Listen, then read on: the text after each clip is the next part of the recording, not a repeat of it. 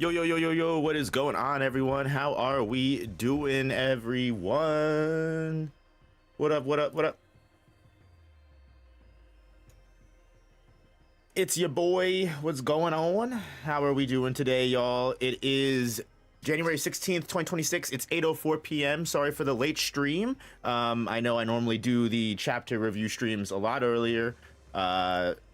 Crazy day today, so my dog got surgery on her paw because there was like a big, hard, massive like lump that was beginning to form and grow, and it was just getting like big and ugly. And obviously, we immediately, as soon as we saw it, we got it checked out. Which thankfully we saw it like literally almost immediately after it formed. Like when I tell you that like her paw was normal, and then like maybe within like a day or two, like it couldn't have been more than a day, because like we we're like mad people with our dogs. Like we wipe their paws clean when after we take them for walks. So like we're normally really often looking at their paws. So like we caught it pretty quickly and brought it to the vet. They thought it was weird too, so we got it removed. So she's been downstairs for a large portion of like the last week. It's a week.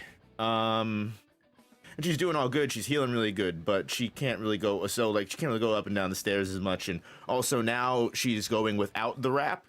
Like her paw was wrapped before previously, but now it's no longer wrapped. So now it's just like open and breathing. So like you kind of have to like pay attention to her, because like I mean, you could put the crazy collar, the donut, the cone of shame on her, but like she's so uncomfortable with that shit.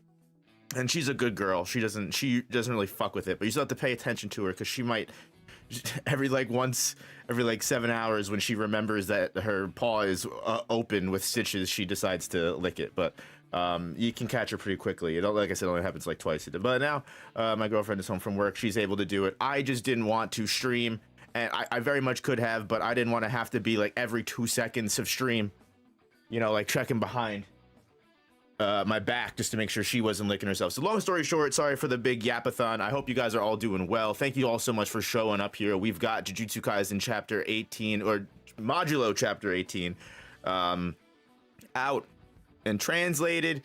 This is just a reaction, review, and commentary of the release that is out, all the new information that's available.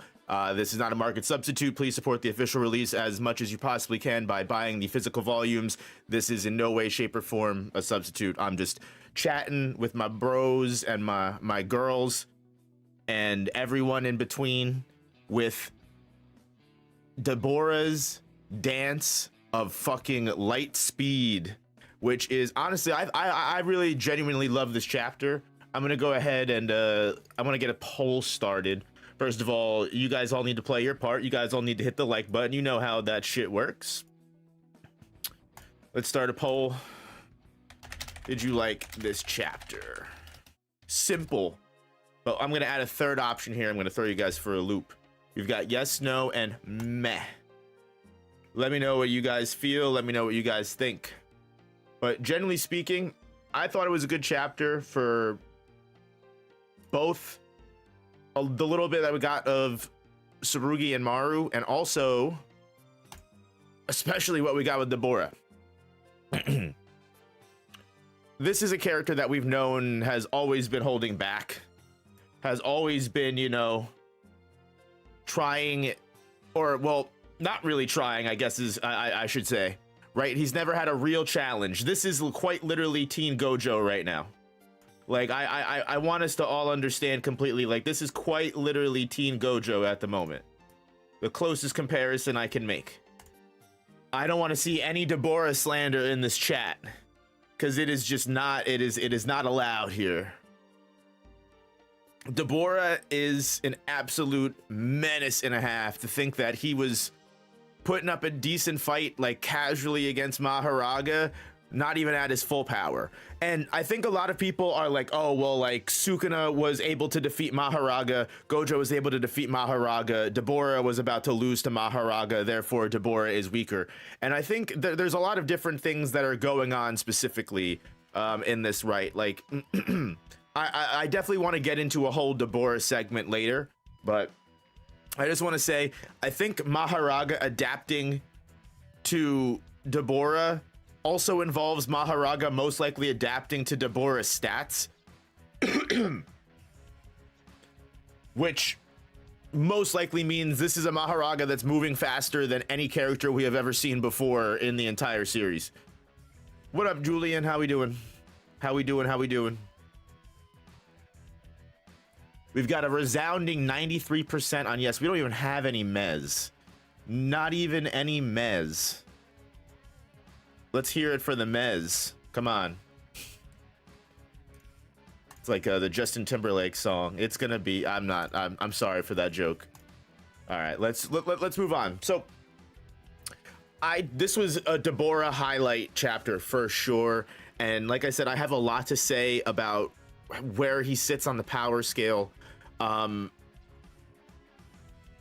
top of that, I just think it was an all-around good chapter. It was a great characterization. It was something that we needed to see a little bit more from behind Deborah's eyes. Deborah has, you know, we knew a little bit about him, but we never really knew his story. We still don't know his full story. We don't even know anything about his sister. But we do know his relationship with Dula was genuinely like the one guiding light that he had in life, similar to Cross and Maru. Almost exactly. Because Deborah was, you know, the Gojo, the Sukuna, the Kashimo, and a lot of people are gonna freak out when I say Kashimo and be like, I shouldn't include Kashimo in that category, but Kashimo clearly was one of the strongest characters of his era. If you know, obviously there was Ishigori Ryu, that was also, I believe, involved in that same time period, around that time period. So I don't believe that Kashimo was the only strong person in his entire era. I definitely think if he fought Ishigori, that would have been a pretty clear match, and I think both of them would have been pretty satisfied had they actually went all out instead of transcending transcending time to the culling game. Also, I was watching Alonzi's video the other day, and he correctly pointed out, like, Kashimo's era is like 250 years long. So, like, unless you're saying that Kashimo died and no one was able to surpass him since then, yeah. So, like, yeah, there's so much we don't know about other time periods, but not getting into that. I think Deborah is in his Teen Gojo hidden inventory awakening moment. It was actually compared to the moment that Gojo had fighting Sukuna using the term voltage, because if you remember, there was a moment when, after Gojo hit his second Black Flash, when Gojo quite literally just like regenerated his arm and then started fucking going fucking crazy fighting Maharaga and Sukuna at the exact same time. That's what they compared Deborah's moment here to directly. However, I think more concretely, more symbolically, this is most likely his awakening red moment. This is most likely Deborah unlocking the one thing that was holding him back. If you remember, what up, Andy? How we doing? If you remember, way back in exchange event time with Hanami, I mean, you remember what happened when Hanami started turning up. So I think it's very clear that what Dula was saying is, I'll save it for the Deborah segment. I do want to go into a review of the chapters as a whole, genuinely. But I thought that was a good icebreaker. I think this was a great Deborah chapter. You know how incredibly peak a Kashimo backstory could be? Kashimo lived in the same time as Miyamoto Musashi Ito. Oh my god, he did, bro. That's fucking insane, man. Oh my god, dude. Don't make me start writing a Kashimo backstory as well. Kashimo's my boy. At the gym trying to get like Toji. Hey, I feel that, Andy. I feel that. We haven't seen Deborah's domain. I'd be curious to see if the Sumerians even do have domains. That's still a questionable feat. Because again, if this is the furthest, like we have to imagine Deborah is the strongest character, the strongest person on all of Sumeria, right? would Kashimo backstory be that interesting if he never really struggled against anybody? That's also what comes in my mind. I'm glad you brought that up, because I was even thinking about that. Like, as that was one of the first things come, like, as cool as it would be to put him up against one of those characters or have him be involved, like, again, meeting the people like that would completely disprove what Kashimo says, where he was never able to meet someone that met him. But still, I think there could be things that are, you know, I think there could be things that are worked out. I think there would still be fun ways to make a Kashimo backstory. It wouldn't be a long one by any means, for sure, right? It wouldn't be a long one at all. But like, I feel like a short Kashimo backstory would still be fun.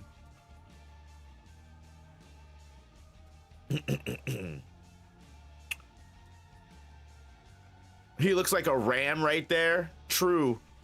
Hey, what up? Hold on. What up, Tiberius? Or what up, the Jog? I'm just gonna call you Tiberius for now. Let's see.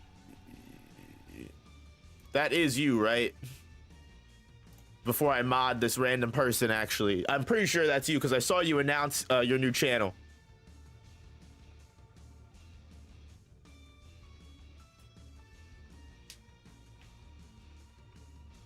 Saw a meme, no one defeated Kashimo because rubber gloves weren't invented.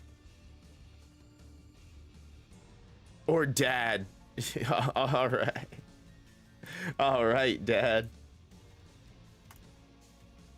You know, I never had a dad. This is a beautiful moment for me. I'm just kidding. Well, I'm not, but we joke. Is Gojo using blue to move, like when he hugs Sugana, not sub light? I would definitely say no. I mean, if you want to realistically say anything, I mean, if you realistically, anything is sub light, because sub is just like down, right? Like, I mean, you could say like I'm sub light speed, you know what I mean? Maybe I can't say that. Maybe I'm incorrectly using the word sub, but no, I don't think Gojo ever reaches a level of that nature. I think the most generous interpretation you can really make is like generous highball of Jujutsu Kaisen's mainline era is like lightning speed, and lightning speed is not even close to actual light speed. Moving sublight is so far above anything before Modulo. Yeah, exactly. Deborah is something different, right? Deborah is, I think, as an extraterrestrial, as an alien, I think Deborah was always meant to be different. Deborah may not be, you know, I mean, if you remember a couple chapters ago, Deborah's fucking blowing up entire fucking city blocks with just one fucking, you know, light fucking beam attack. Like, he is like, you know, he is a special grade through and through. Some sub bike speed.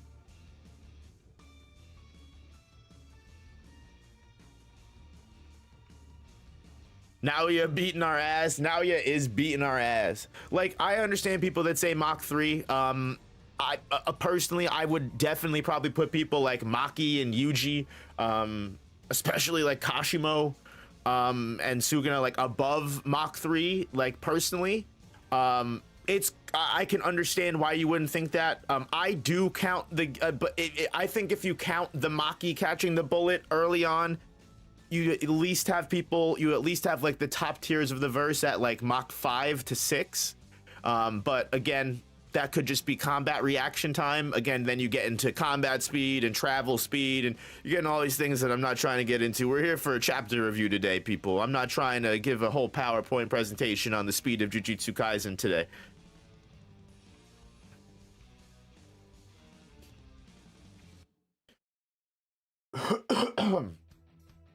But yeah, I definitely don't think this is a Deborah downscale whatsoever. I think this just, I mean, if anything, I think this just proves like Deborah has even higher heights to reach.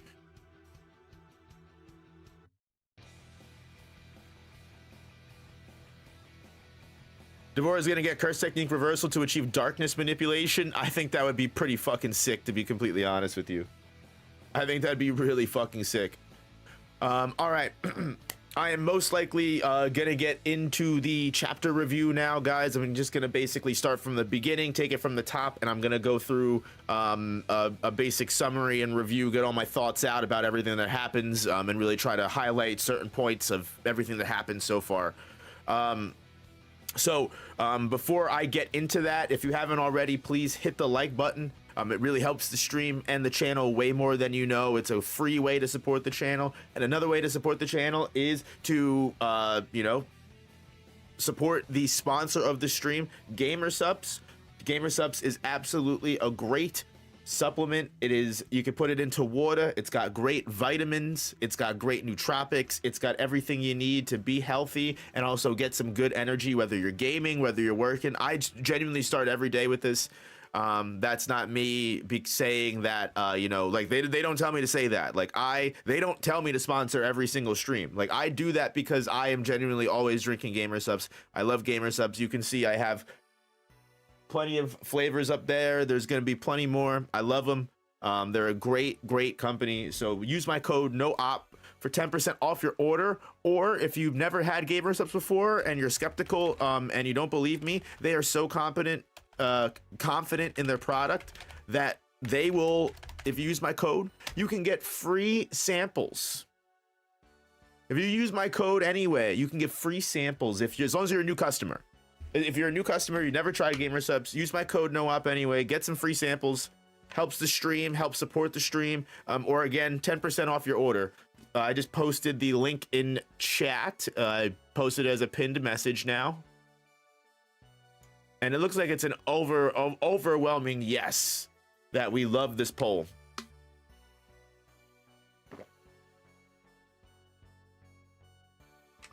All right. Holy crap. All right, guys.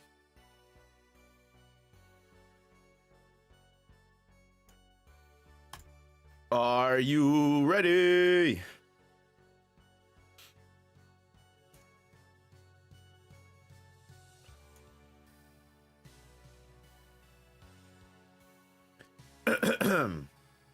As always, I may not be able to answer chat while I'm doing the review segment, but I love y'all and I will get to everything as quickly as I possibly can.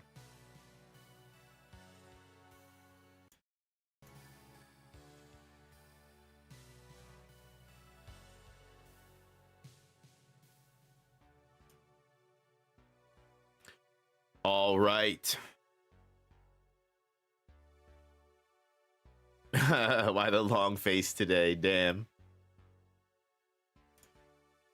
So everything kicks off back exactly where we cut off from last chapter, and it was a very long break week, knowing where both of these battles are at and which one we were going to cover. And not only is it great that we were able to actually get both of these battles in the same chapter, they're at such a pivotal point where you can tell the next couple of moves could be the very decisive blow that finishes everything and gives us a result for at least one of these battles. The very moment that Tsurugi started using the cursed ring and summoned Rika and basically fused with her is the moment that Tsurugi finally started fighting on equal plane with Maru. Maru's curse technique is just something that was way too hard for Tsurugi's heavenly restriction to handle. He has great combat ability, great strength, great speed, and his cursed object, his sword, that's able to just use the fire sparks and everything like that. Even Maru admitted that Tsurugi is a formidable foe, but using chaos and order, he doesn't stand a chance. But with Rika, he finally does, to a point that like he's literally tossing Maru around the city just as easily as Maru was doing previously to him. And now Maru is the one that's like, I don't even know what's going on at that point. I can't even begin to tell you how much I'm getting my ass whooped right now. And Maru is very quick to realize that this is because this is the cursed ring of Yuta Okotsu. Obviously, Maru and Tsurugi were friends. You know, they do... I'm sure Tsurugi knows a little bit about Tsurugi's family. And the fact that we get a little tidbit in regards to Yuta has not only been pouring massive amounts of curse energy into it, which is something that we already knew in the main series, but it seems like Yuta has continually further and more poured his soul, his cursed energy, everything. Maybe not his soul directly, I shouldn't use that word, but you get what I mean, right? For not just years, for decades, Maru assumes. And that's why Tsurugi gains so much power using it, so much so that he's easily able to just overwhelm everything that Maru is doing. But not for nothing, Maru isn't down for the count yet, because as all of these like crazy plants and just jungle sprouts are growing all around him, both Tsurugi and Maru, which is just sad that these two characters a couple chapters ago were, you know, just literally swimming in the ocean and getting stung by jellyfish together. And now they're both apologizing to each other because they're admitting and they're realizing that if they go any further, they may kill the other one. But again, the things that they're fighting for are too meaningful for them to even continue. They cannot stop. They cannot hesitate, because that means for Tsurugi the death of his sister, and for Maru that means the loss of his people, because Tsurugi is going to go and fight Deborah. And speaking of Deborah, we actually see finally the results of Maharaga's adaptation begin to put pressure. And when I say pressure, I mean just absolute and pure aura. Because I know people hate using that word nowadays and they think it's overused, but I don't know what else you want me to call this. The fact that they put Maharaga out here up on top of this sky tower, and he is just not just overwhelming, nullifying, and completely demolishing all of Deborah's defense, all of Deborah's offenses. He is keeping up with Deborah in speed and keeping up with Deborah in actual destroying his defenses. I mean, the fact that Maharaga is able to handle a Bakudo 61 and just break through that shit like a boss. Cool reference, by the way. I know Gege signed on to that shit. Like, I know that was such a cool reference for him to make, and it also shows how far Maharaga has come, and you see the fear and scared nature on Deborah's face. Remember, this is a person that, despite being probably one of the strongest characters on his planet, because remember, Deborah is not only strong just in general. Deborah is so strong that, as we find out in the flashback later on, Deborah literally is the strongest Discante probably alive at the moment. There might be war chiefs or, you know, the Lord that's actually more powerful than him, but it seems that's not even the case, because the war chief had to use some underhanded maneuver to try and get Deborah to listen, like putting a curse on his innocent sister.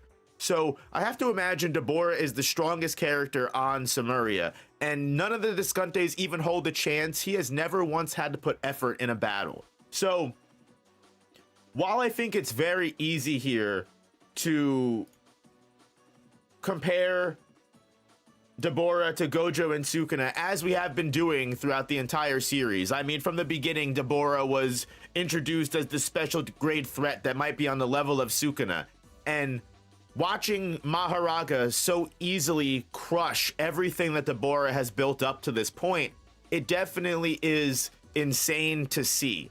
However, I don't think it's as much of a downgrade to his power as a lot of people may see it as. Personally, I think it's important to note that Maharaga's full adaptation, based off of the way that Deborah uses his technique, we now even get full confirmation later on that Deborah also uses his light curse technique to improve his speed. He doesn't use it to the maximum ability, because if he uses his body and moves it at light speed, it causes damage to him. However, that not only explains why Deborah is so mind-numbingly fast, considering the speed level that we have been at mainline Jujutsu Kaisen, even at the highest of peaks in mainline Jujutsu Kaisen, are nowhere near the kind of speed that Deborah can reach, even at a level that might be half of light speed, a quarter of light speed.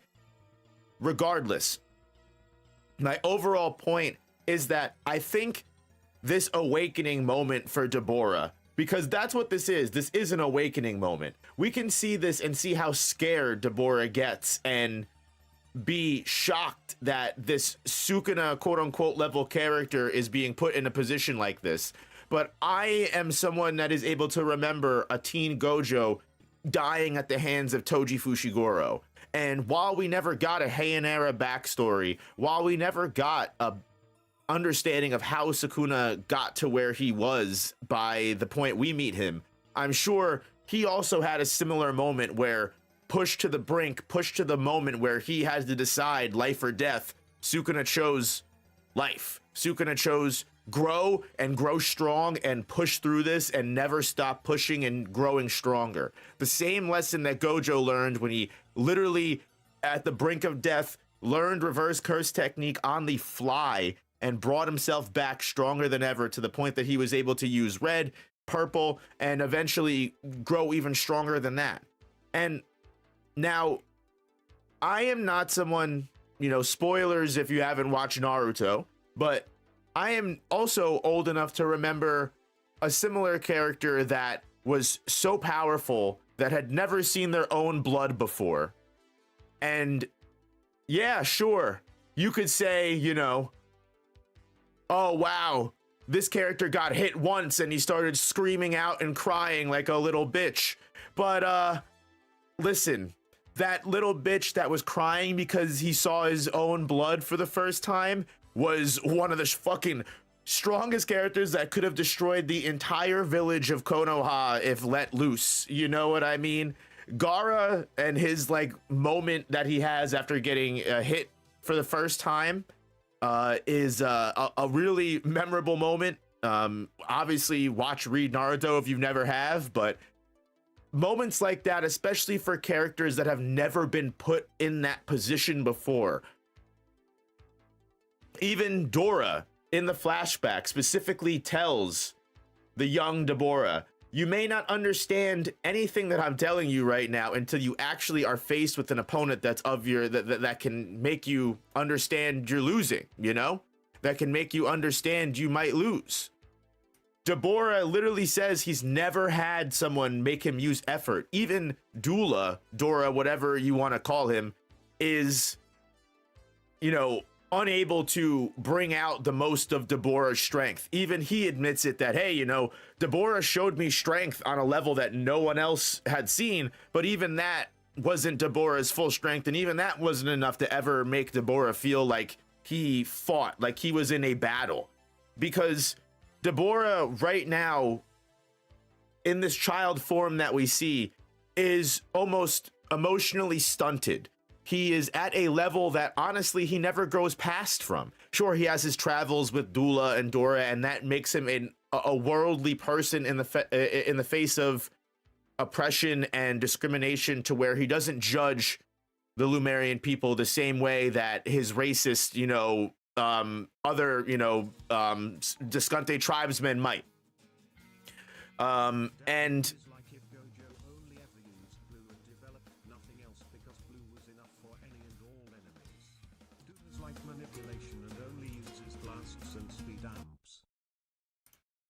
did that come through? I hope that text to speech come through. That's I haven't had time to test that yet. I might need to raise the volume. You got to let me know if that was too low. But thank you so much, Avant Blade, for the 10. I apologize, Jesse, for editing this. You can Jesse, you'll be able to just push through. But Avant Blade, thank you so much. I love the support. I appreciate that more than anything in the world. That's all. Okay. Deborah is like if Gojo only ever used blue and developed nothing else because blue was enough for any and all enemies. Dude has light manipulation and only uses blasts and speed amps. I gotta get this text to speech figured out. I don't know why it doesn't work. But oh, hold on. Oh, hold on. Oh, I think I just figured it out. Hold on. Okay. All right. I should be able to. It should be completely different now. Okay. Perfect. Okay. I think I got it. I think I got it working now. But seriously, thank you so much for the support. And let me actually answer. Dude does light manipulation only ever use blue and develop nothing else because blue was enough for any and all enemies. Dude does light manipulation and only uses blast and speed amps. Yeah, literally, like this is his moment. This is his moment to change. This is his moment to grow. This is his moment to completely push past everything and reach a level that he never has before. You are completely right. Like, no Op just had a Gojo moment. I did just have a Gojo moment myself. Yes, thank you so much. But no, Avant Blade, thank you so much for the $10 dono. I appreciate that. I'm sorry the text to speech didn't come through, but I think I fixed it now. So I think it should come through. I should be able to push through it. But I appreciate you.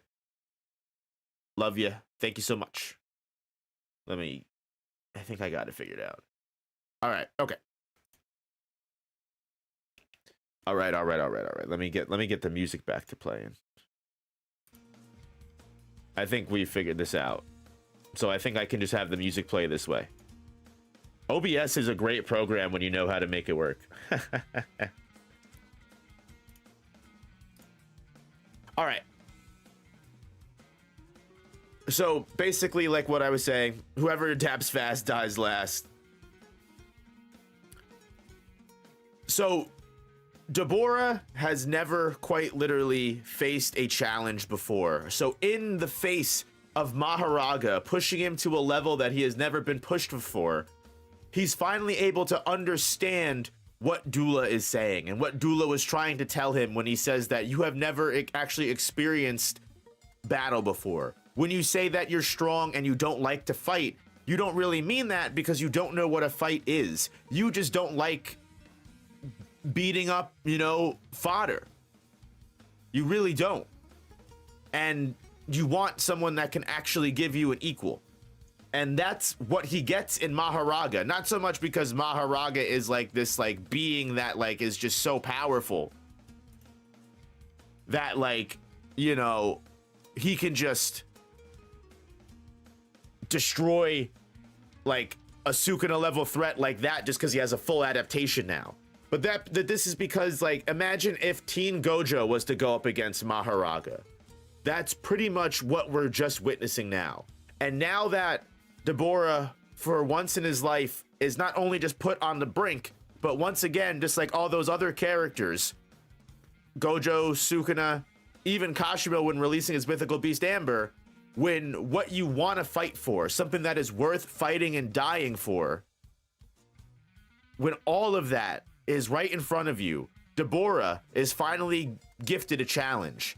Not Maharaga, but putting himself at risk and sacrificing his life force to save people that aren't even of his own tribe. That is the real challenge here that Deborah is pushing past and stopping Maharaga for.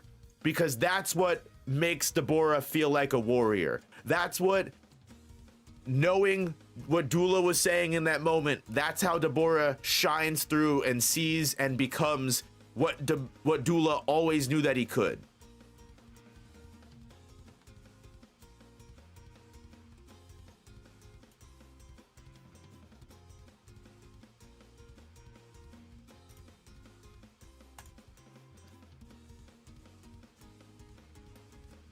Ooh.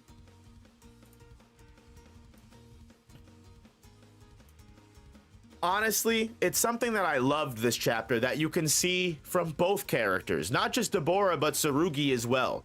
Because Tsurugi always had the ring at his disposal, but this is the very first time he's ever felt the need to summon Rika. This is the very first time he's ever felt the need to be vulnerable enough to allow Rika to take over. And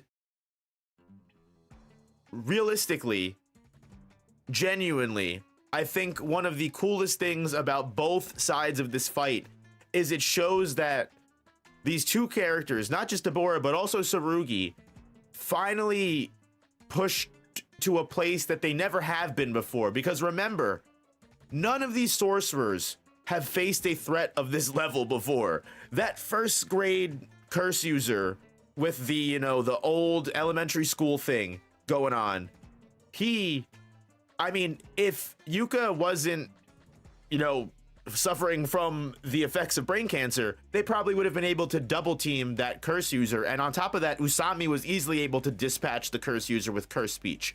While he was a strong curse user, especially for those teenagers, they have never been put in a life or death for the entire planet, which means the safety of not just you, but everyone around you before. And this is, I mean, like I said before in multiple chapter reviews, this is not just Yuka's chance to become her grandfather, Yuta Akotsu, even though it does unfortunately mean she may be put to death. This is also Tsurugi's chance to become Maki Zenin and save the sibling that they have. Meanwhile, at the same time, unfortunately, there are no good and bad. And what that means is Deborah also has a really good reason to fight, and so does Maru, to protect the Lumerian people. I don't know who deserves to win. I know a lot of you guys have your biases, but I'll just say that in regards to overall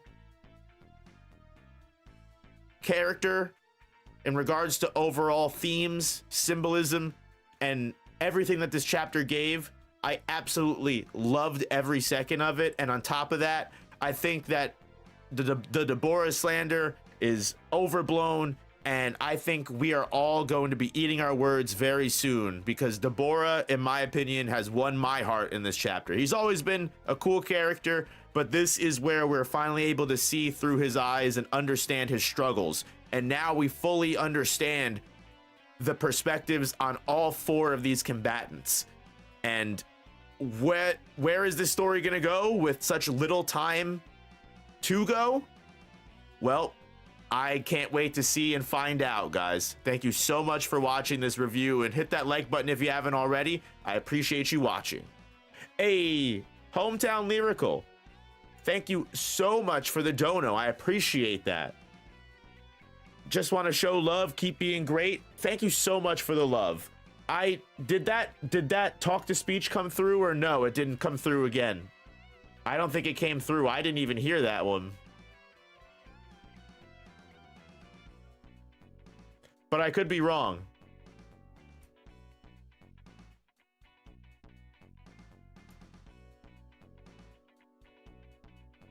No speech. All right, I gotta fix this. I apologize. I gotta fix this. Not something I have to worry about right at this second. I do want to get it done, but I want to keep the stream going, of course. But yeah, thank you, Hometown Lyrical. I appreciate the support sincerely and surely. I'm sorry the text to speech isn't working. I got to get that figured out.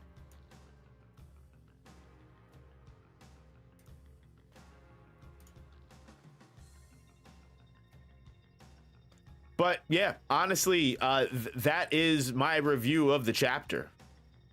I think it was a really, really good chapter. Probably one of the better chapters of the, I mean, these fight scenes have all been really great, in my honest opinion. Because Modulo as a series didn't really have much fighting. So this as a climax of everything is like working so perfectly, in my opinion.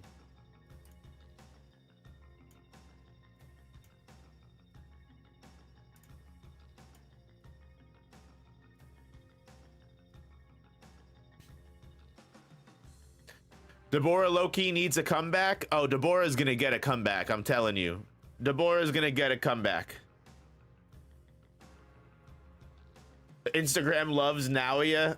Listen, Naoya is ridiculous. I knew people, it was obvious that people were gonna love Naoya, you know? What are you gonna do? But either way.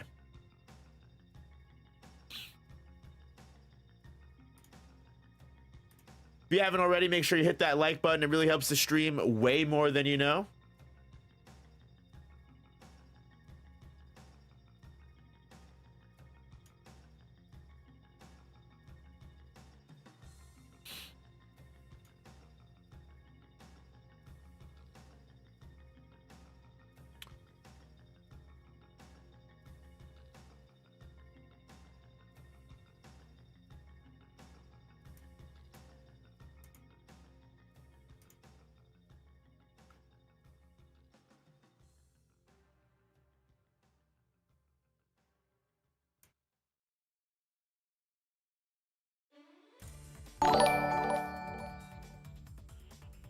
This is a test super chat message. Did that come through?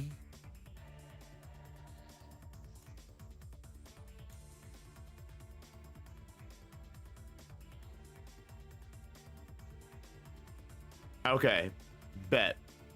That's not too loud either.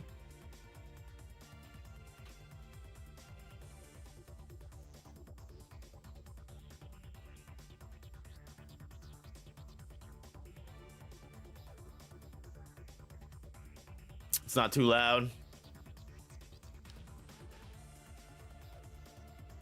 I just don't want it to be a fucking jump scare, you know? But all right, bet.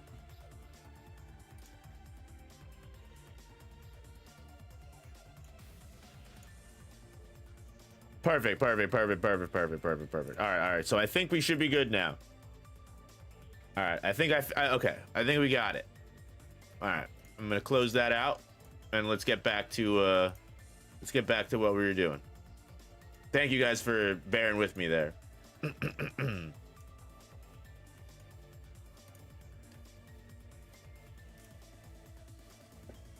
I'm generally happy Maharaga is well loved despite losing the majority of the time. In this, he gets his respect and shine against an opponent who doesn't know about him at all until after he adapted. Yeah, I do agree with that. I really like I mean, Maharaga, there's a lot of characters like that in Jujutsu Kaisen, right? I mean, it's part of the thing. Like, you can be a severely strong character because, let's be honest, Maharaga would probably cap 90% of the verse, no?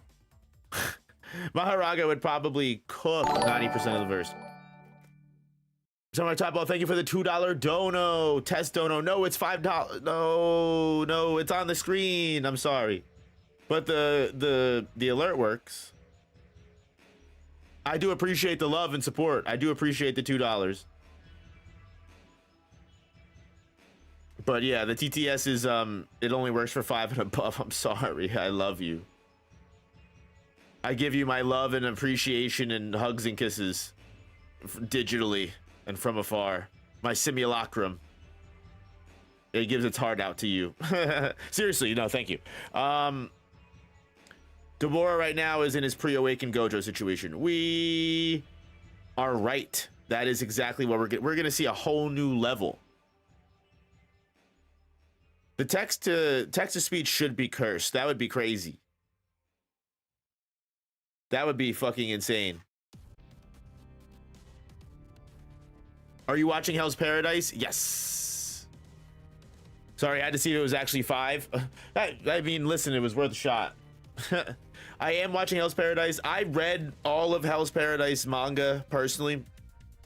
I love Hell's Paradise. It's one of my top series of all time. Like I said last stream, I've got pretty much all of it on the shelf behind us. I'm only missing volume 11 because my local BAM does not fucking have it ever whenever I'm there. But anyway. At the _ Joggin tipped $5.02 through Super Chat. Samurai Tadpole said test dono.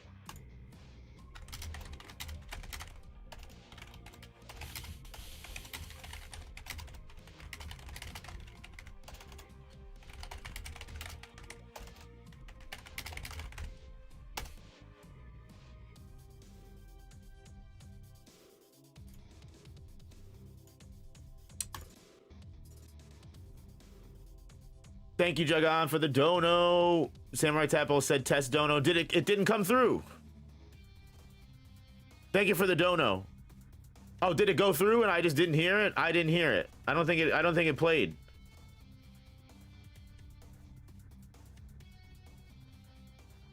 Oh, it went through. Okay, it just doesn't play for me.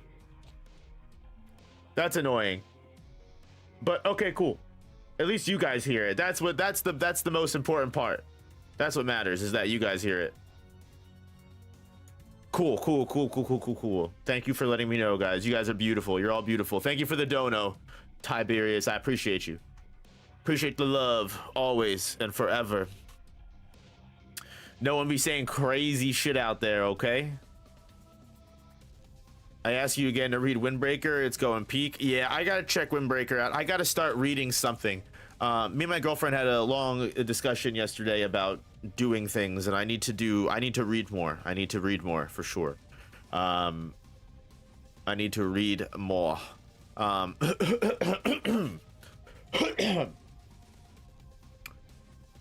What are your thoughts on Kenjaku potentially returning? Say he had a vow if anyone used technique after their natural passing, he reincarnates. I would listen. I would love to get more Kenjaku lore because he's one of the most. If anybody, like, people say Yuki Tsukumo was wasted, Kenjaku was the wasted character. What do you think of this different take on the strongest with Deborah in comparison to Gojo, Sukuna, Toji, and Kashimo? I love it, honestly. Like that's why I say it's like I think for me it was like the highlight of this chapter personally. I think Deborah, now that we're able to just like understand so much more about him, is so much more of a well-rounded character. There's not a single underdeveloped character in Modulo, in my honest opinion. But so you want to know who the most underdeveloped character is, who isn't even really underdeveloped because they still bring everything to the table. We just don't know anything backstory wise about them. Usami. But other than that, everyone else is beautifully written, dude. Or Mino, fucking Mino, I guess you could say too. But like Deborah, I fucking tell me how you would not have been able to convince me.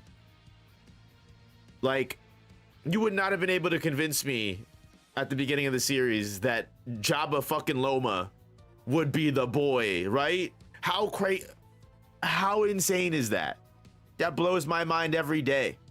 Fucking Jabba Loma is the homie. Like, he showed up, I was like, this guy's anamorphing into Callion and he's killing people. He's sus. And you know what? He's the chillest fucking guy of them all.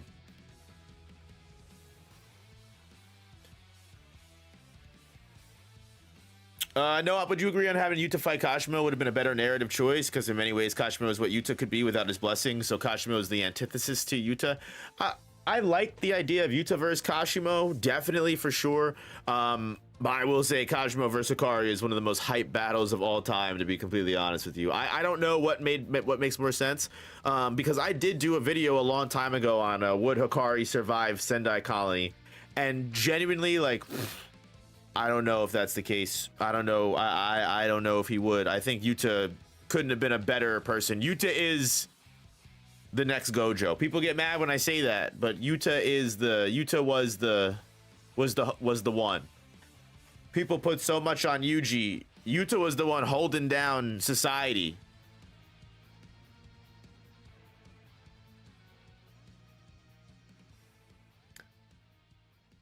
What's a full potential Mahito in your mind? Full potential Mahito is insanely powerful.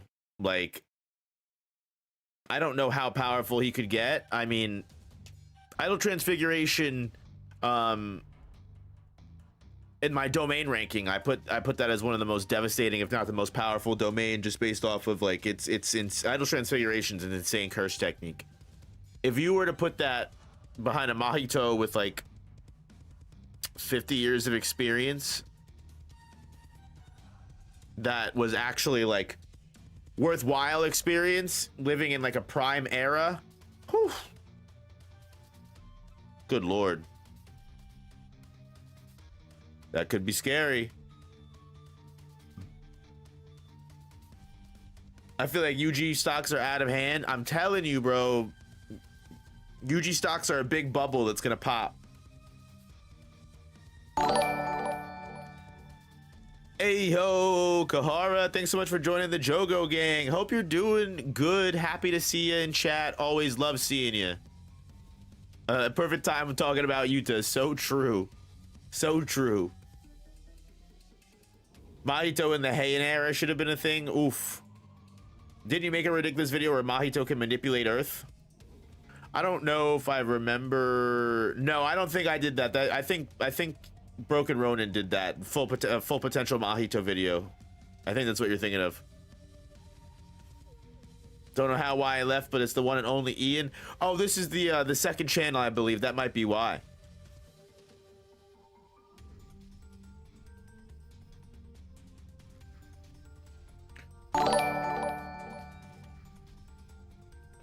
Raga low diff, thank you for the 5. No matter what, I won't be there. Yuji.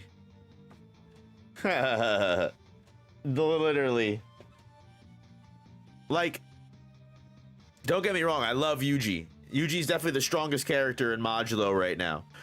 Maybe not. I don't know how. We'll have to see how Yuji compares to Deborah. That will be the true test of if Jujutsu Kaisen is actually light speed or not, huh? That'll be the true test, honestly. Samurai Tadpole, thank you for being a member for a month. I appreciate the love and support. Thank you so much. I think Full Potential Mahito might be able to fuck with curse techniques. I mean, they even said that in the most recent anime episode, right? They literally said, like, Tengen, if Kenjaku had enough cursed energy, he would have been able to use Idol Transfiguration on the entire world, or at least on all of Japan, and make all of Japan sorcerers. He just didn't have enough cursed energy to do it. So imagine like a Mahito with like Sukuna level cursed energy. That would be wild.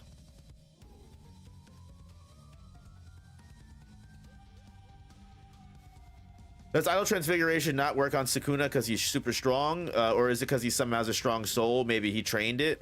I think it's just because Sukuna coexisting with Yuji, Sukuna is like aware of the soul potentially, and he's able to, like, using the understanding of the boundary, he's able to like snap his soul back into place. It's the same argument that I would make if like Toji or Maki were to fight Mahito. I feel like if you're aware of your soul and you're able to control at a certain level, you might be able to, especially people with heavenly restriction, your soul, like, you might be able to snap your soul back into place. Like, you might not be able to be manipulated by Idol Transfiguration, but that's just a theory. That's not like actual truth. I don't know how much stock I put into that theory, but it is an existing theory. I wouldn't, it could go either way. I don't want to put say that's exactly what would happen, but I do want to throw that up into the air because that is a topic of discussion.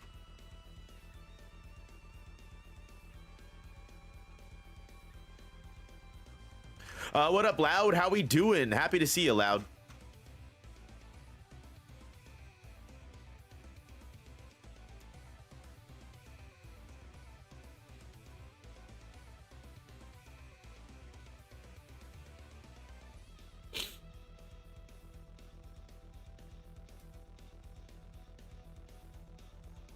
What up, Coco Nut?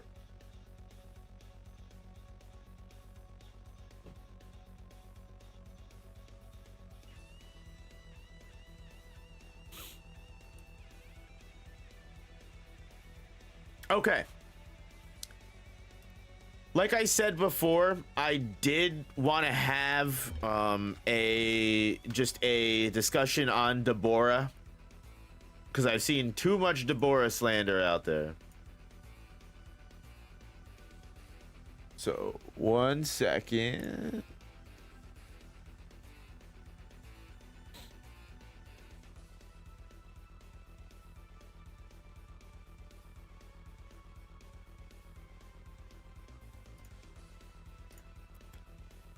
Okay. All right. All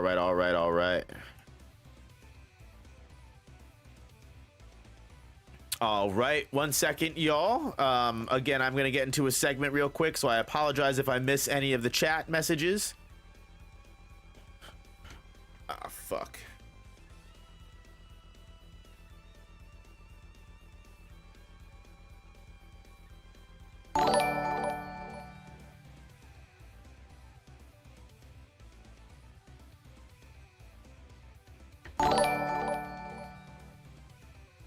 Hey, Loud with the 20 gifted members. Thank you so much for the support, Loud. Thank you so much for the love. I appreciate you, brother. Thank you so much.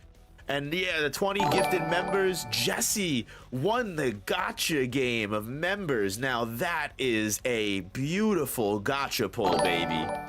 That is an absolutely, it could only be you. It could only be you, Loud. That's the universe. That's the universe bringing everybody back together, baby. Jujutsu Kaisen Modulo. Hallelujah, baby. Nah, but seriously,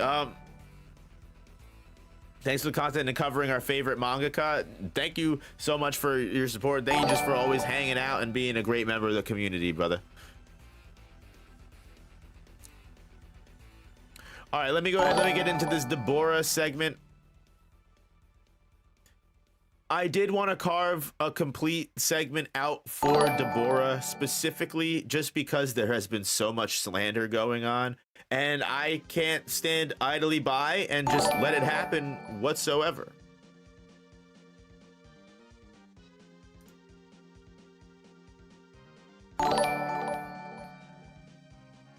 Actually, I think I'm gonna wait for I think I'm gonna wait for these members to end. So we got a little bit more time. Let me check chat. We got a little bit more time. I'm sorry. It's okay. I can turn it off. Here, all right. I can just turn it off. I'll turn it back on when it's over. Don't apologize for showing support.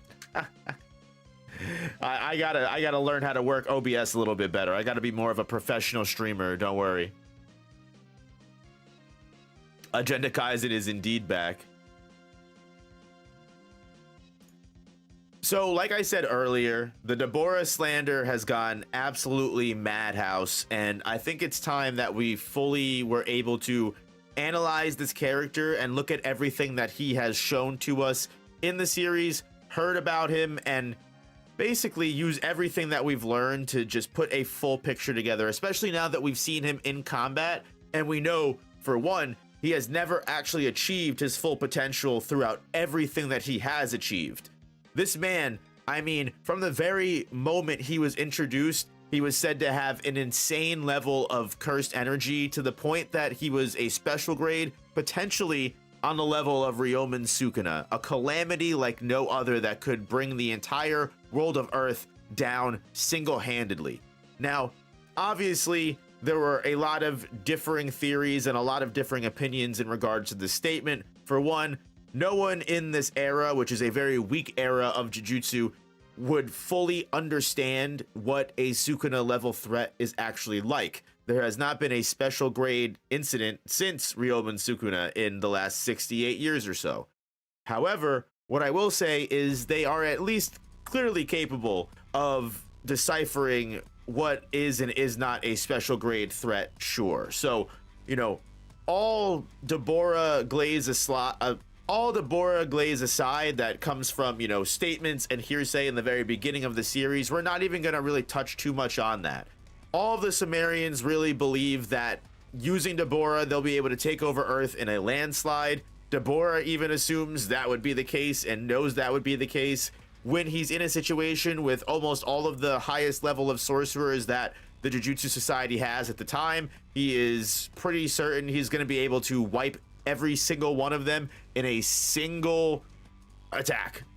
And he doesn't even think that would be enough to make up for Cross's life if he was to die.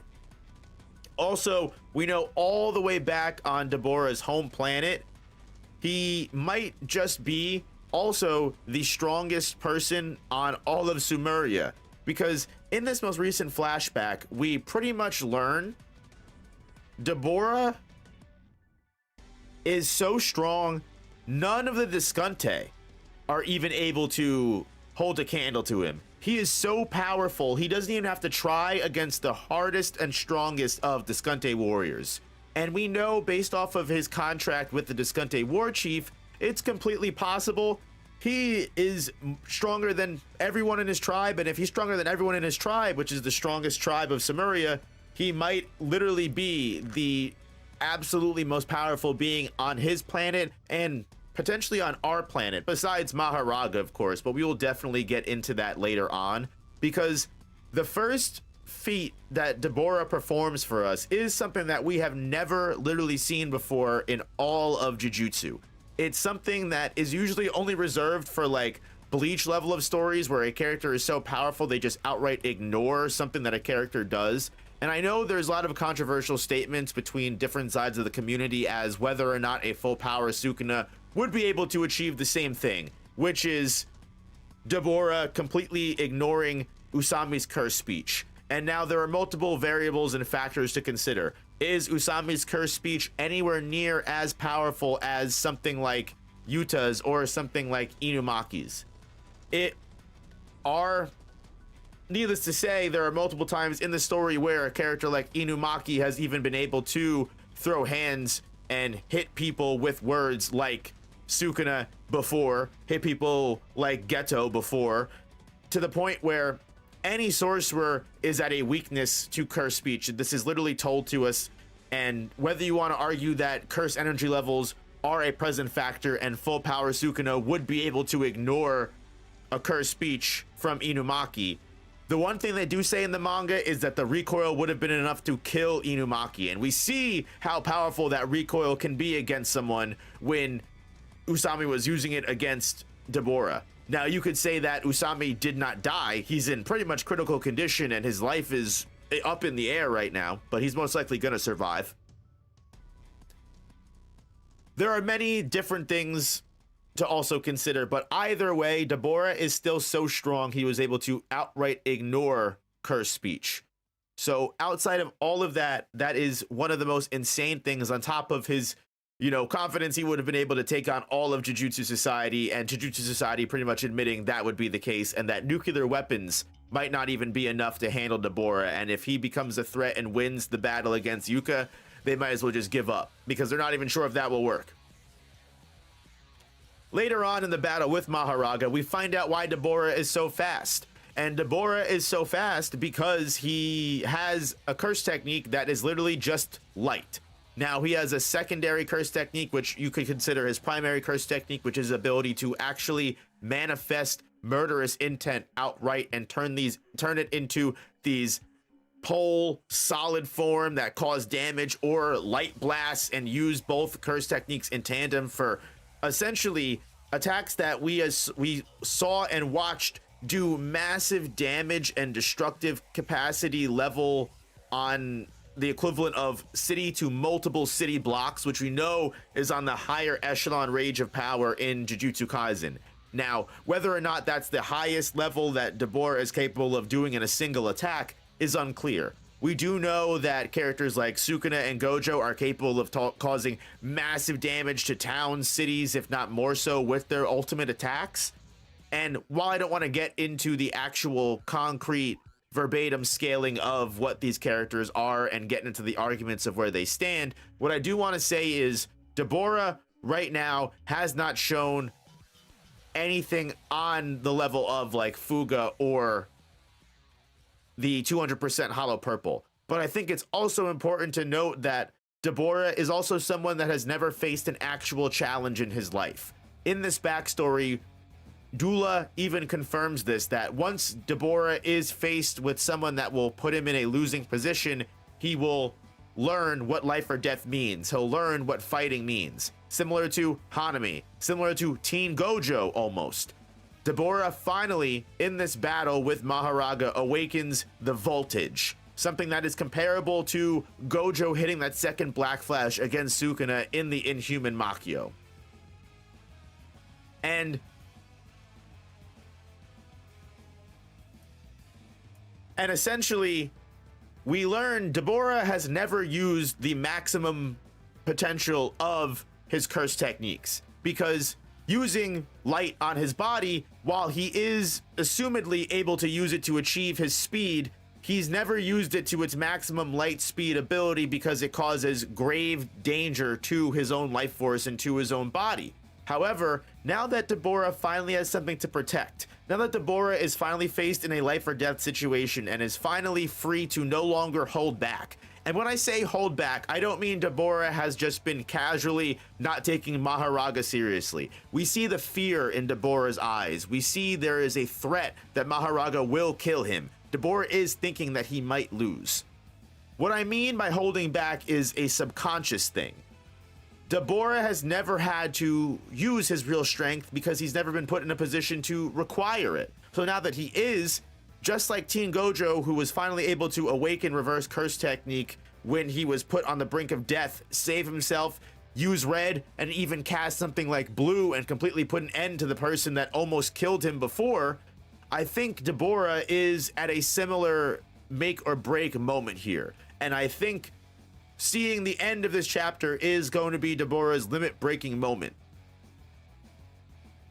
We do know for a fact it takes 2 curse techniques used to their most maximum level to potentially destroy Maharaga on a level that they can no longer adapt. And knowing that Deborah hasn't even begun to use his full strength and is in the potential of experimenting with new ways to use his ability, thinking that he'll be able to just pummel Maharaga to death with his bare hands is a confident statement. But I think just off the fact that he has survived this long against Maharaga and been able to throw hands up until the point that Maharaga was able to fully adapt, most likely not just to the curse technique, because I've seen a lot of people say that Deborah is downscaled by the fact that he can't defeat Maharaga. But needless to say, not only was a 15-finger Sukuna throwing hands for a decent amount of effort with Maharaga, Sukuna also, on top of this, was not using the level of speed, assumedly, that Deborah is capable of. Because I think it's important to note that whether you think Deborah at his maximum is moving at light speed or just very, relativistic to sub-relativistic right underneath light speed, he is assuredly moving faster than lightning speed, which is at the very most gracious moment you can put Jujutsu Kaisen at. I've seen people give Jujutsu Kaisen light speed, but I'm telling you, like, the highest ball I think you can really give is lightning speed. If not, you might be able to give Kashimo a light speed attack. And without getting into crazy power scaling stuff, what I realistically mean by this is, even if Deborah is only using half of light speed, even if he's using 25%, even if he's using 10% of light speed, he's going to be moving faster than lightning. So I think it's pretty safe to say Maharaga, because this is an ability that is requiring Deborah's curse technique, it's completely possible Maharaga has adapted to the speed of Deborah, and that is why he can no longer keep up. If you look at this, Maharaga goes from fighting to outspeeding Deborah after fully adapting to this ability. I think it's very certain that Deborah is very clearly meant to symbolize a peak of strength that no one is capable of reaching on Earth at the moment. We have Wee, we have the fact that Deborah is the strongest on his planet and Earth right now. It's very clear that Deborah is a symbol and meant to represent the pillar of strength that characters like Sukuna, Gojo, and even Kashimo were meant to do. Deborah is Deborah is isolated from his own people, the strongest tribe on Samuria, because he's able to effortlessly dust every single one of them like it's nothing. Similar to, even if you want to glaze or, talk down about Kashimo, you hate him, he's a bum, whatever you want to say, just a farmer, Kashimo was still so strong that he never met a challenge, and because of that, he struggled with living. While characters like Gojo and Sukuna were able to find answers and pathways to walk with their isolation, Deborah hasn't come to this conclusion yet. He hasn't found true enlightenment. And now that he has something to protect the Lumerian people and also live up to what Dula always thought he could be, now Deborah has a chance to become the strongest version of himself. Almost too similar to a Megami moment when Megami realized that he needs to finally start fighting for himself. The same reason and same thing that happened to Hanami and so many other characters in Jujutsu Kaisen. His loneliness kept him down, and now that Deborah knows he can be beaten, Deborah can grow, just like every character and sorcerer before him. I truly think Deborah is going to skyrocket to a level that has ultimately been completely unseen in Jujutsu Kaisen. I think Deborah has already proven that he is at the very least capable of being on the same plane as characters like Gojo and Sukuna. And Gojo and Sukuna would not have an easy time fighting this guy, no matter what you say. And I think once Deborah grows into whatever development he is getting right now in these next couple of chapters, I think anyone that is slandering Deborah is going to be eating their words, because it's possible with this insanely strong curse technique and growth into possible light speed movement, he may not only be able to fight and equalize people like Gojo and Sukuna, he might be able to surpass them. And considering Light and his murderous intent technique might even be perfect counters for both Sukuna and Gojo. Deborah might actually be, as that one color page said to us, the strongest in the universe once he cripples Maharaga. Or at least until potentially Itadori Yuji proves me wrong. But let me know what all of you guys think about the Deborah rant right there. I think Deborah is a great character. I loved seeing into his eyes this chapter, and I think it's just another great staple of Gege Akutami's characterization.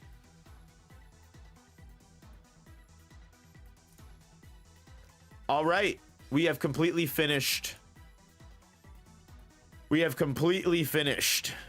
Deborah segment, so we are done with that now. Thank you for giving me your time. I can finally check chat. I apologize. When I'm doing those segments, it's kind of hard to check chat.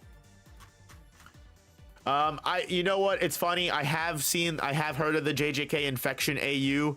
I saw someone make a video on it. And I watched like the first 5 minutes or so, and then I kind of fell off. If you guys were interested in me covering that, I would be so down to do that. I would genuinely be so down to do that. I really don't see why not. But yeah, I dropped it within 5 minutes of the video. So I'm pretty blind on it. I know what the base idea of it is with the zombies and and shit like that, but I know it's long. If Yuji pulls up and loses, the fandom will rage. That would be insane.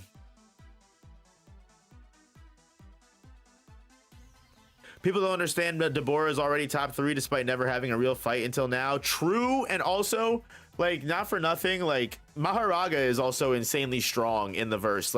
People forget, 90% of the verse, even in the mainline era, can't fucking beat Maharaga, bro. Maharaga is pure Jogo effect. There's a reason why people start shaking in their boots when he shows up.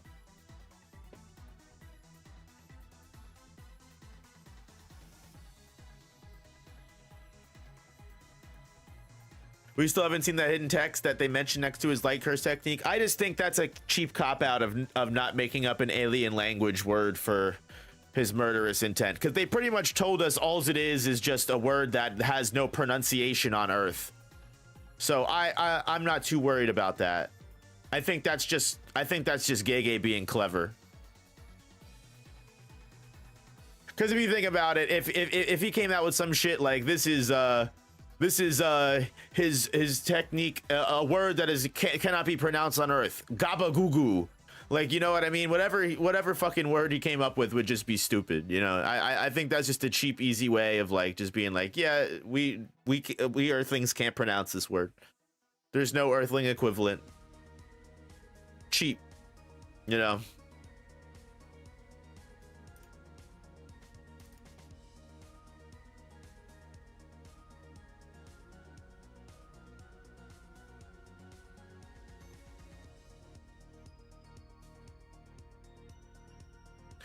How strong do you think Maru is? He's at least taking punches from Rika. I have him above Shibuya Yuji. Oh, for sure. Maru is a very powerful character as well. Maru is a special grade sorcerer as well. I want to wait just a little bit longer to talk about Maru, because clearly we haven't seen everything that he's capable of. The fact that after getting pressed by Rika in this chapter, he basically just goes, oh, all right, well, all right, if we're fighting the death, here we go, and starts fucking doing deep forest emergence jutsu.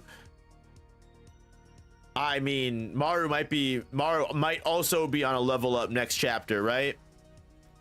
All of these characters are rising past any limits they ever thought they had, because they're staking their life on the line for the things that they love and the things that they believe and the things that they fucking care about. This is what stimulates growth. This is what especially for sorcerers, right? Is putting people and sorcerers in this fucking position. So it's always the Zenkai boost, baby. Bring it all the way back to JJK, not JJK, DBZ. What the fuck am I talking about?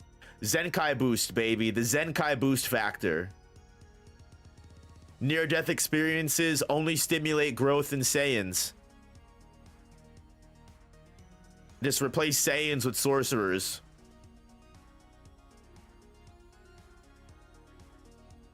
It gets a little crazy in it gets a little crazy in DBZ. You got people like like in the Frieza arc when like Vegeta's like, fucking kill me. He's like, shoot me in the fucking heart with your laser beam and I'll come back stronger, I promise. And then he's like, what the fuck is this guy talking about?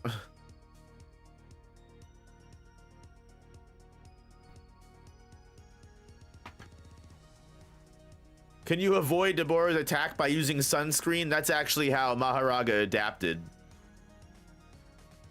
Or maybe it was Krillin, not Dende. You're right. I'm sorry. It's been a while since I've seen the Frieza arc. Yo, you know what? It's crazy, but like I was saying this at a stream earlier. There's someone that I have to look it up. There's someone that like literally just uploaded like DBZ arcs as like movies. And dog, I won't lie to you, it's sick. Yeah, this shit. The Cell, like they literally just have it uploaded and edited into a full movie. It's great. Manlit King, it's fucking great. You know what? Old school DBZ is so good, man. It's just there's something about it. You know what I mean? There's just something about it. It's different. It's different. Like, just like going through the Great Saiyaman shit with Videl, I was like, oh, this feels so homey. You know, like I can throw that on and like I can just vibe. Like it's a feeling, you know. The 90s anime. I'm telling you, man, that shit was something else. Toei doesn't think so. True.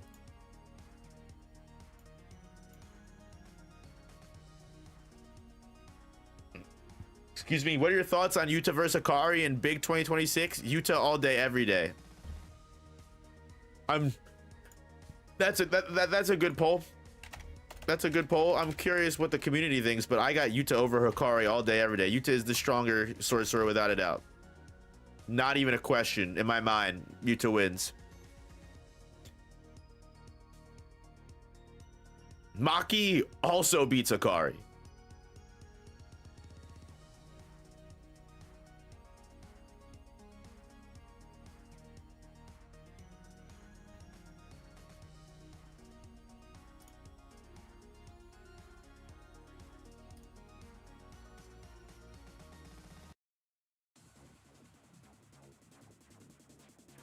Better question, if you were in control of Hikari against Yuta, could you win? No, I would get my ass whooped, bro. Absolutely not.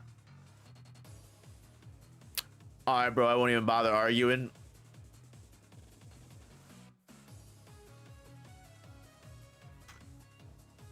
Maki beats Hikari since when? Oh, dude. Since always. Maki with Soul Split Katana 100% is the better fighter compared to Hikari without... And the thing is Soul Split Katana just completely nullifies Jackpot. Getting cut at the soul, Hikari's not going to be able to heal that. No matter what kind of auto reverse curse technique he's got. So... Hikari is fucking great, but like Maki just has the perfect counter. And also Maki can just not let him domain, which is crazy. That also brings up the argument, can Hikari domain expansion himself? That's the real question. Like if Maki is unable to be targeted by you know, what's it called? Idle Death Gamble. I had to think about it. Then can Hikari even domain?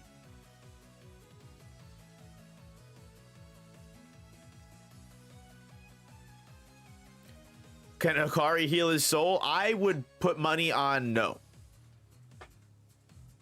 Hikari has no understanding of the soul whatsoever, so there's no way, even with auto reverse curse technique, I think that would be able to justify. I just don't think so. I could be proven wrong, but I don't think so. Hikari can still domain. He might be able to. I wouldn't take a hard stance on that either way, to be honest with you. I wouldn't take a hard stance on that either way.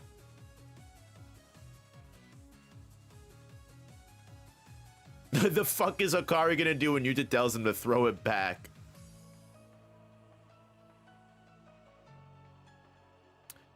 There's enough evidence that Akari can take Yuta, though. Oh, I think Akari and Yuta would be a good fight. I don't think it would be like a slap. But I think having Rika at Yuta's side also makes the fight go a lot further into Yuta's odds, personally. I think a big thing is Rika is also a big thing to consider. On top of the fact that, like, you also have Yuta who can potentially use Jacob's ladder and just completely nullify Jackpot entirely.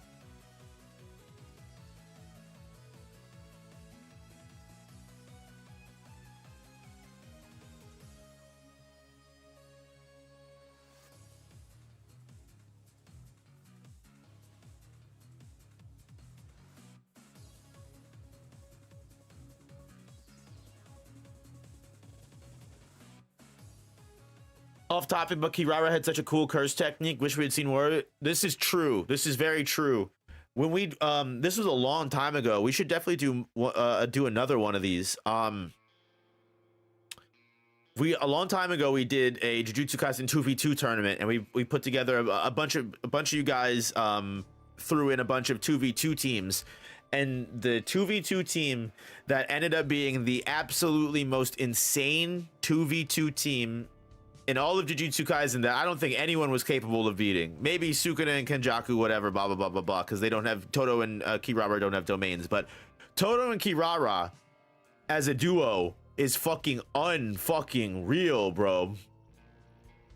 Insane. Insane. Kirara's curse technique, Love Rendezvous, is a great curse technique. If Megami did not have that convenient ass information about all of the stars, they would have lost. Both Megami and Panda would have lost. They would have had to summon Maharaga for fucking Love Rendezvous. Like, yeah. And then Todo, yeah, I don't know how you beat that duo exactly. Like, you got Todo who's clapping you and swapping you with places, and then, like, if Kirara just puts a good amount of different stars in the right sequence, like, you could literally just be cooked. Could literally just be cooked.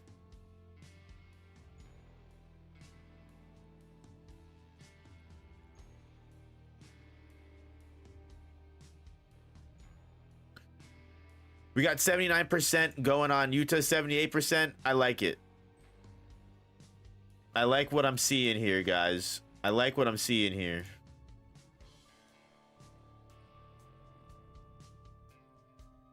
Guys, if you have not already, please hit that like button. It really helps the stream way more than you know. It's completely free. Really helps the stream, like I said, genuinely.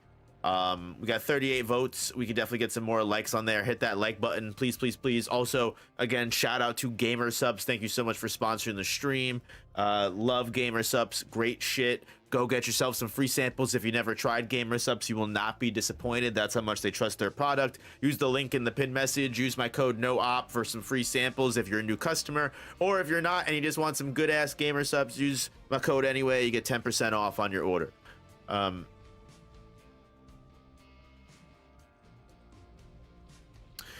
If I was in control of Hikari's body, I would not win. I would not. I wouldn't. Everyone in Jujutsu Kaisen would beat my ass. Where would I place Dula and say that he's a good way above Maru? Excuse me. I mean, it's really tough to say, and the only reason why I say that is because Dula was also very strong. I don't know if Dula is stronger than this Maru.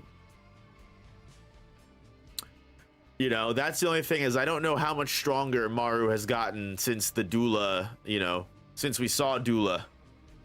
Especially now that Maru has something to protect, right? Like, if anybody is about to get an awakening, I feel like Maru is primed for an awakening next chapter. I could be wrong, though. I could be completely wrong, though. We got no operator yawning before GTA 6. Listen. I'm just a guy. I'm just a man. I think Akari versus Yuta is a lot closer than you think. I think it's not. I don't think it's a not close battle. I just feel like I'm putting way more stock into Yuta. If you had to ask me, if I was a betting man and you had to ask me who I would bet my life savings on, I'd bet my life savings on, for once, Yuta. I would not bet on Hikari, even though I'm always supposed to bet on Hikari. That's what I was told. I would not bet on Hikari that time. Please watch El Guapo and the Narco Vampires. It's a 40-minute pilot, and despite not being fully animated, it was so good. Huh. That definitely fucking sounds interesting.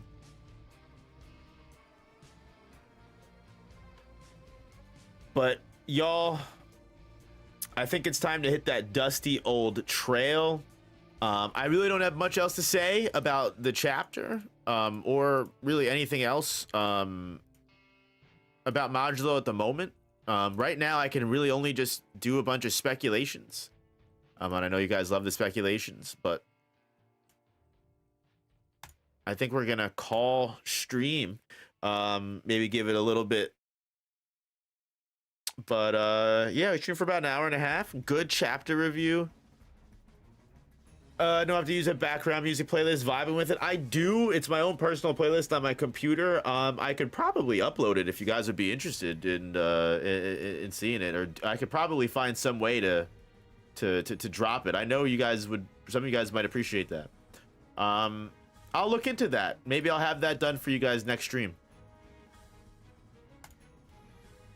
Guys, if you're interested, please join the Discord as well. Always join the Discord. The Discord is the best way to not only touch base with me, but also talk to the No Operator community and just, you know, get updated on new videos, new chapters, new spoilers, everything that you possibly could about No Operator, whether it be the main channel, this channel, the gaming channel, which, by the way, we do have a gaming channel. If you're interested, check it out, No Operator Live.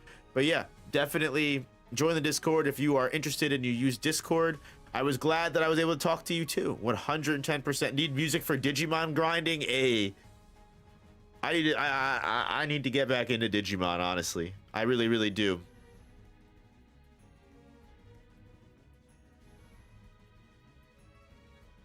I think you forget in a 1v1 you always bet on Hikari. True. Kaiba even has a gun. Can't adapt to that. Oh, Seto Kaiba. Oh, Seto Kaiba. Guys, I love you all very much. Again, if you have not already, hit the like button. If you missed the chapter summary will be uploaded as a video later in the night or tomorrow, whenever the lovely and amazing Jessie gets done. Just know that you guys are all great people. Thank you to everyone who supported the stream. Thank you to everyone who even just showed up. Generally, I always love to say it, but it's true that even if you watch a second of my content, I can't thank you any more than that. And you're all great. Enjoy the rest of your night. It's the weekend, baby. It's Friday. Fuck yeah. We got Saturday coming up, Sunday, and Sunday we are back to the normal shonen grind. That's Kagurabachi, Sakamoto days. Hunter x Hunter is slowly getting completed. We got chapters 14, 413, 414 manuscripts getting sent over. We're almost back to Hunter x Hunter. Oh man, it's a great time to be alive. Amazing thing would be when JJK Modulo ends, Hunter x Hunter begins, just like the OG series. That would be fucking insane. But seriously, do you think Modulo will lead into something else? I don't want to get my hopes up about it. I really, really, really don't want to get my hopes up about it. But possibly. I'm in for JJK Super. Guys, I love every single one of you guys. I'm sorry if I missed your chats, or I'm sorry if I wasn't able to get to you tonight. I love your all amazing people. I know I'm yapping now at this point. I never know how to end these things. So I'm just gonna hit that end stream button. And I will see you guys in the next one. Peace, peace, peace, peace, peace, peace, peace.